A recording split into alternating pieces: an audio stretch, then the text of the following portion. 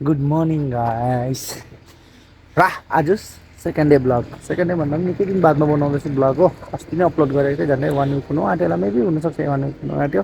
र गाइस आजको ब्लग यो छ कि जिन्दगी कस्तो सङ्घर्ष हुन्छ भनेर देखाउन चाहन्छु। पहिला म कस्तो जग्गामा बस्थेँ र अहिले म कहाँ बस्छु त्यो पनि देखाउँछु। पहिलाको जब म सानो थिएँ, सानो पनि न क्लास 18 वर्षसम्मको उमेर हुँदाखेरि चाहिँ मैले 22 वर्षदेखिको काम गर्न थालेको होइन। अन्त 18 वर्षको हुँदाखेरि म कस्तो घरमा बस्थेँ त्योहरू देखाउँछु ल गाइस। आजदेखिको स्टार्ट हुन्छ र 18 वर्षको उमेर हुँदाखेरि 18 वर्षसम्म हुँदाखेरि म कस्तो घरमा बस्थेँ।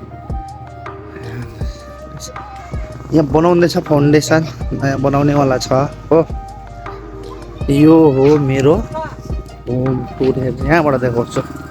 मेरो यो घर पहिलाको घर यस्तो खालको थियो गाइस। हुनु आमा बाउ बगानमा काम गर्थ्यो, वर्कर थियो हो। बगानमा काम गर्थ्यो, त्यसले गर्दाखेरि चाहिँ अब बगानमा काम गर्छ, अहिले पनि गर्छ गर्दैन होइन, मैले काम गर्दैन। अब यसै घुमिन्थ्यो अल्लरे बल्लरे यताउति आमा बाउको पैसामा मोज गर्ने। अब त्यतिखेर 18 वर्षमा कामसाम नगरेर यो चाहिँ थियो पहिला यहाँ दिनुहोस्। यो चाहिँ थियो दोकान। दोकानको हालत त्यस्तो भइदिइरहेको छ। पहिला दोकानको हालत चाहिँ हामीले सानो दोकान चाहिँ टिक्कै गरेको थियो। यहाँनिर एक कुनामा बस्ने, यहाँ हेर्नुहुन्छ होला उभिएर हो। के भयो अरे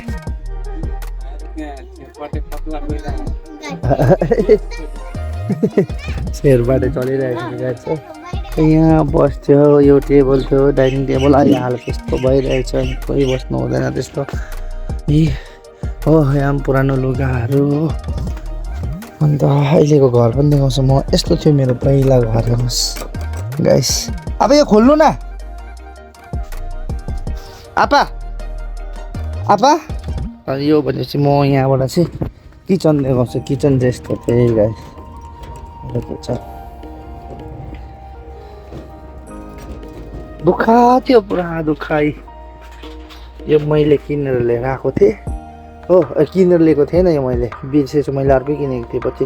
त्यो चाहिँ आमाले त्यो नयाँ नयाँ निस्केको थियो नि कुनै के योजना, त्यतिखेर किनेको त्यतिखेर पाएको आमाले। अन्त यो चाउमिन बनाउँदै मैले बेच्थेँ दोकानमा। त्यो दोकानमा चाउमिनहरू बनाउने त्यो सामानहरू हेर्नुहोस्।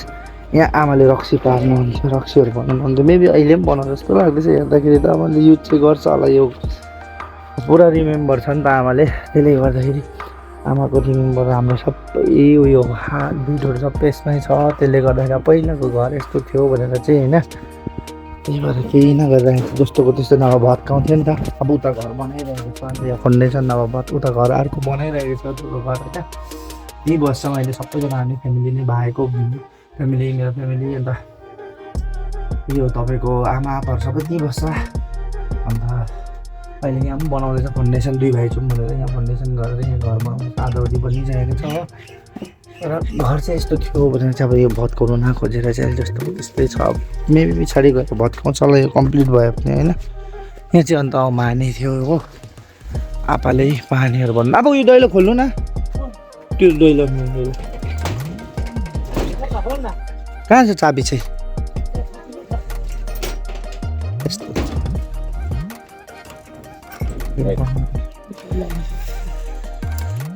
हाम्रो आप्पा देख्नु भएको छ होला कहिले। मेरो आप्पा चाहिँ यहाँ छ। यहाँ अहिले पनि बत्ती त रहेछ, बिजुलीहरू बिलहरू तिरिन्छ। न भत्काएको न केही गरेको भने चाहिँ अब पहिलाको रिमेम्बर यहाँ यस्तो छ है गाइस। अहिले आप्पाको दुःखहरू जोडेको छ भने आप्पा यहीँ सुत्नुहुन्छ। लाइट छ आप्पा? बोल्दैन रहेछ लाइट गाइस। लाइट त बोल्दैन, अँधेरो म उज्यालो गर्छु ल।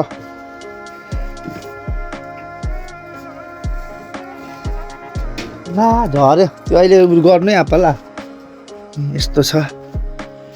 यहाँ चाहिँ ड्रेसिङ होइन, अहिले पनि पुरानो टिभी, यो खालको टिभी पनि अहिले पनि छ। यो भाइले पाएको होला फ्यान, टेबल फ्यानहरू, सिलिङ फ्यानहरू यतिकै छ। यहीँ नानीहरू यस्तो छ जुडाउहरू। यो बोर्ड सिङ्गल बोर्डमा चार्जिङहरू गर्थ्यो हो। यहाँनिर चाहिँ लगाइरहेछ मच्छरदानी यसरी। यहाँ आप्पाले उसको आप्पाले जितेर भाइले जितेको ट्रफीहरू हो।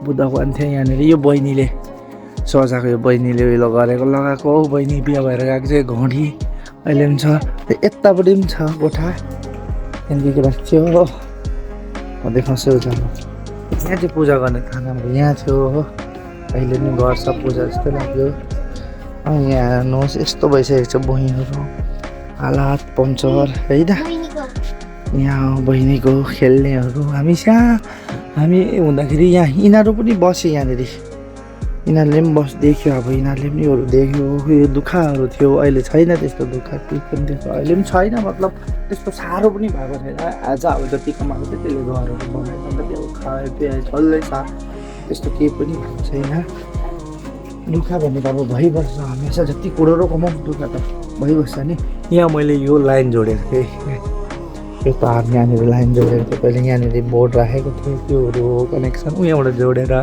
अन्त यहाँनिर यस्तो थियो यहाँ बाहिर म सुत्थेँ यहाँ एउटा बेड थियो अहिले छैन बाहिर म सुत्थ्यो त्यस्तो हो हेर्नुहोस् मेरो ओल्ड पुरानो घर जन्मेकोदेखिको यस्तोमै बसेको हो अहिले चाहिँ अब राम्रो आफूले पनि कमाउनु थाल्दैछ त्यही भएर यो नसोच्नुहोस् कि फेसबुक युट्युबबाट आउँछ मेरो त्यस्तो कुनै केही भएको छैन ग्रो पनि भएको छैन 1000 फलोवर्सहरू छ त्यति मात्रै हो यो चाहिँ मैले देखाउनु खोजेको मेरो पहिलाको जिन्दगी देख्नु पनि भएको छैन होला तपाईँले मेरो खालि बरु भ्लग देखेको होला होटेलमा काम गरेर देखेको होला हेर्नु त्यही यताउति तर यो चाहिँ मेरो घरको लाइफको पहिला सङ्घर्ष भनेको नि यो थियो ल वाइड एङ्गलमा देखाउँछु तपाईँलाई ल मेरो यहाँ बनाउँदैछ यो जो थिएँ म यहीँ बस्थेँ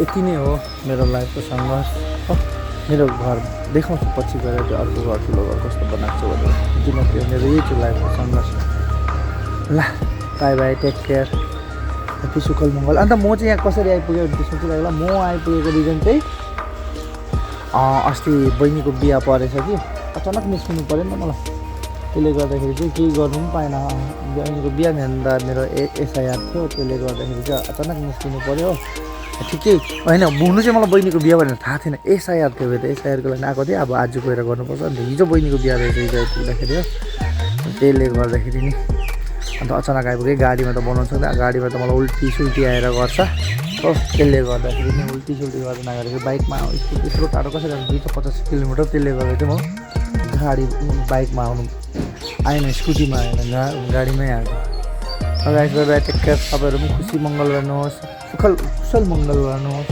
र म पनि जान्छु बाई बाई टेक केयर फेरि भेटौँ न ल अर्को घरमा नेक्स्ट भगवान्